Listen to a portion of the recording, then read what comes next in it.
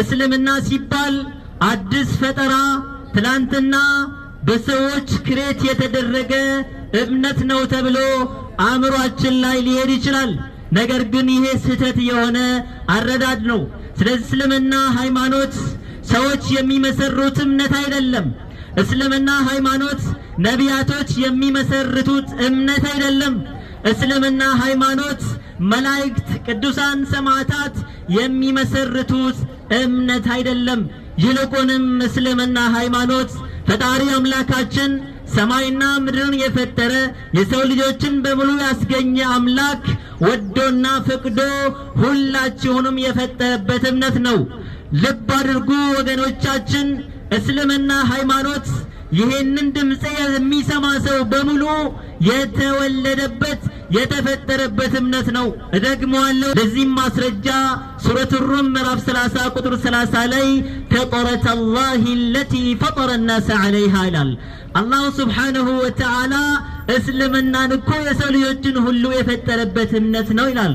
ታዲያ ዛሬ ሰዎች ሙስሊሞች ብቻ አይደሉም፣ በርካታ እምነትን ይከተላሉ።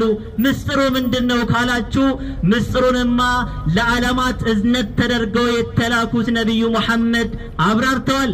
ምንድነው ያሉት? ኩሉ መውሉድን ዩለዱ ዐለል ፊጥራ፣ ሰዎች በሙሉ እስልምና ላይ ይወለዳሉ አሉ። ከዛ በኋላ ግን ፈአበዋሁ ዩሀዊዳኒሂ አው ዩነስራኒሂ አው ዩመጅሳኒሂ አሉ። ከጊዜ በኋላ ከቀናት በኋላ ከወራት በኋላ ወላጆቻቸው እንደ እምነታቸው ሕፃኑን ልጅ ከእስልምና ያስወጡታል አሉ፣ ከፈላሉ። ይህ ነው ምስጢሩ።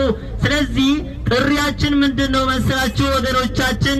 ኑ ሙስሊሞች ሁኑ ስንላችሁ፣ ኑ እስልምና ሃይማኖትን ተቀበሉ ብለን ጥሪ ስናደርግላችሁ፣ ኑ ትላንትና ወደ ተፈጠራችሁበት ወደ ተወለዳችሁበት እምነት እስልምና ኑ እንላችኋለን። ይህ ነው ምስጢሩ፣ ሌላ ምስጢር የለም ወገኖቻችን።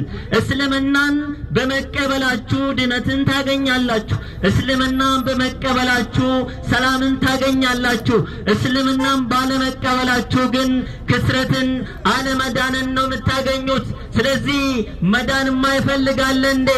መዳን የማይፈልጋለ ሰላም ማግኘት የማይፈልጋለ እንዴ? ያለ አይመስለኝም። ስለዚህ ነው ሙስሊሞቹ ነው ሌላው